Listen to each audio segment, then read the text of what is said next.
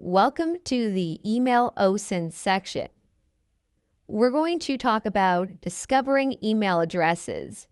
And this is something that I do on a weekly basis. So I'm going to show you the most common tools that I use to actually look up email addresses and try to find people, and what you can do to kind of verify email addresses. So I'll show you some of my favorite tools and concepts.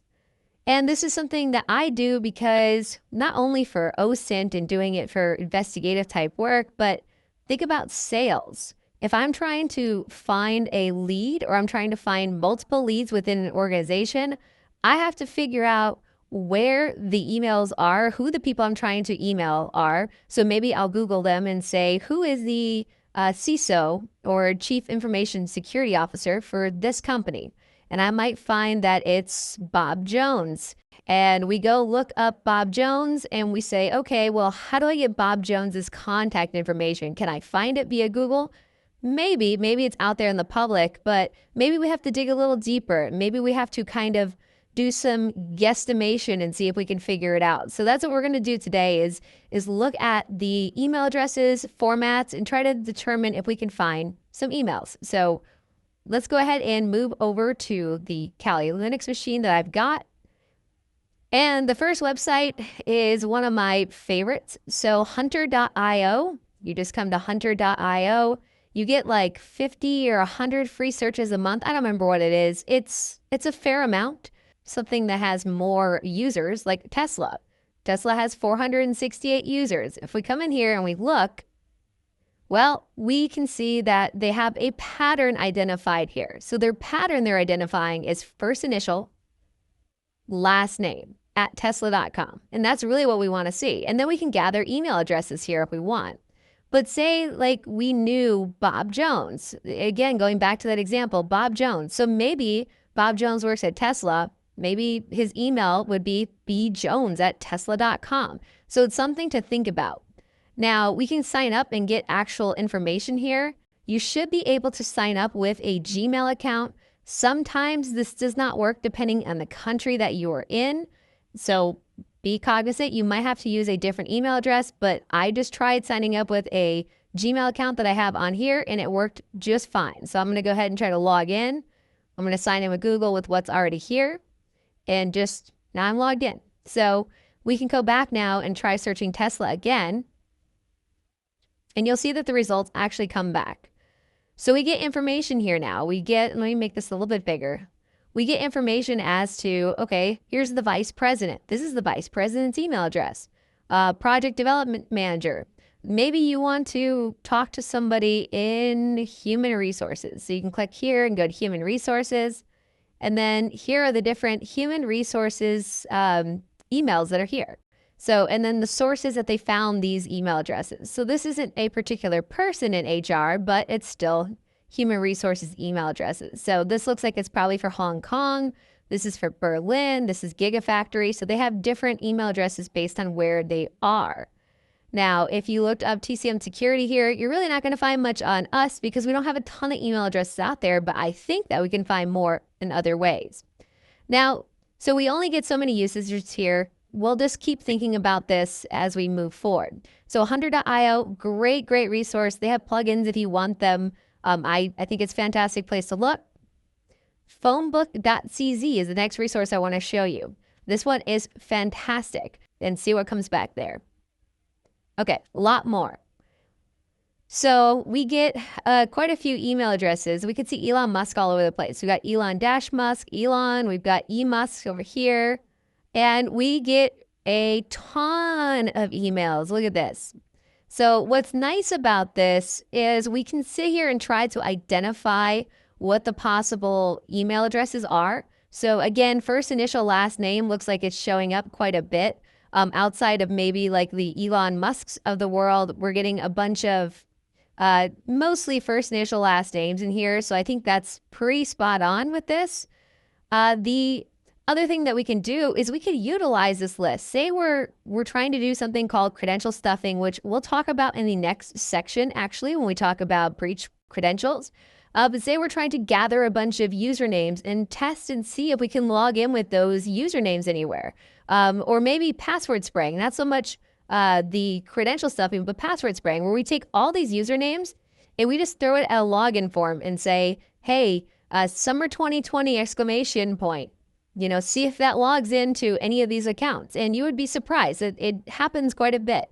This is valuable information, even if we don't know exactly. Maybe we're not just hunting for one email. Maybe we're hunting for an entire domain.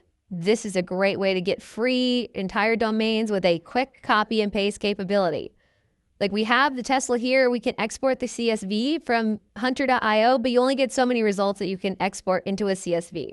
Here you get a bunch. There's no guarantee these are all valid, but it's still information. Information is what we want. This is all we're trying to gather, is as much information as possible. So these are all potential email addresses for tesla.com. I think it's a great, great resource. Now, we could also use something like Voila No Bear. Now this one, you can get 50 more leads for free. I'm not going to show you. It's the same kind of deal as hunter.io. They're showing you how to utilize it here.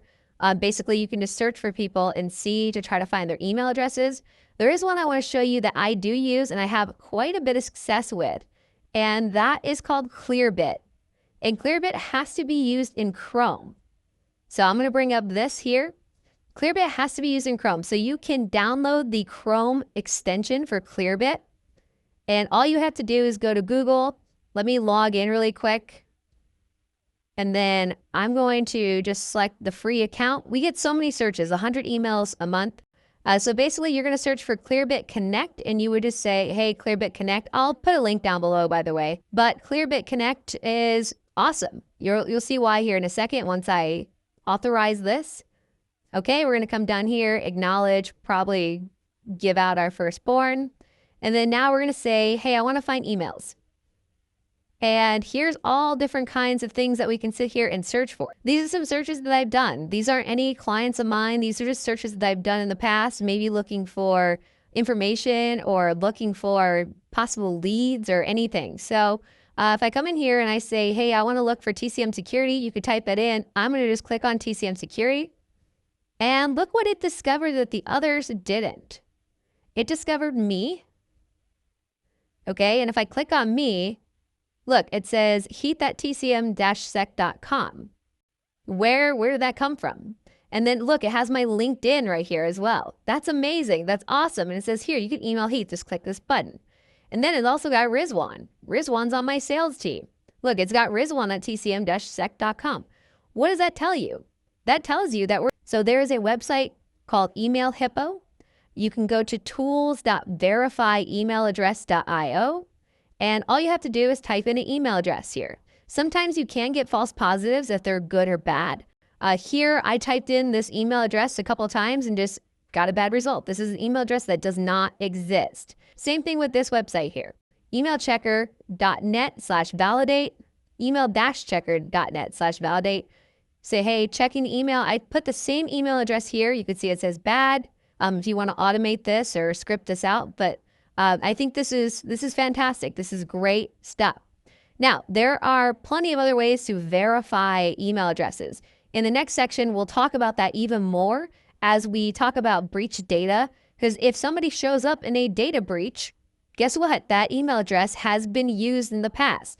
If you look at something like a have I been pwned, which I'll talk about in the next section, and they show up, guess what? That person's email address has existed. So we're trying to verify if an email address exists, who that address might belong to, etc. Now, this has been from a business perspective. Some of this hunting down of emails may be more difficult to do if you're trying to find a specific individual. That's where breach data comes into play in a lot of this research. And what I'm going to show you in the next section, we'll try to hunt down individuals with maybe having loose pieces of information like a name or a username or something along those lines. Breach data can come in handy very, very well. So this is kind of scratching the surface. Now there's one last thing I want to show you, one last little tip and trick. Do not underestimate forgot passwords. Do not underestimate them. Let's go to Google, for example. Right now, I am logging in under an account that is, please don't hack me, sir, please. So it's please don't hack me, sir, PLZ, I do believe. I'm going to go ahead and try hitting next on that. Okay, so first of all, it said, hey, welcome. And what does this mean? This means that we have a valid account here. That's great. This is validating that this Gmail account exists. Here's something else. We can use this to tie to potentially another account or help validate. Say we know that this email belongs to somebody that's harassing somebody else. We don't know who this person is. They're using this spoofed email, but maybe we have a hunch or maybe we don't. Maybe we just want to try to get more data. You can come to forgot password and it's going to say, what's the last password you remember using? I don't know. Let's try another way. You come down here and it says, hey, let me make this bigger. Google will send a verification code to H.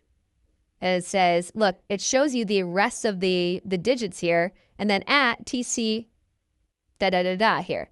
That would give you a pretty good indication if you're tracking who your subject is that this email could tie to somebody else. Like this is heath@tcm-sec.com.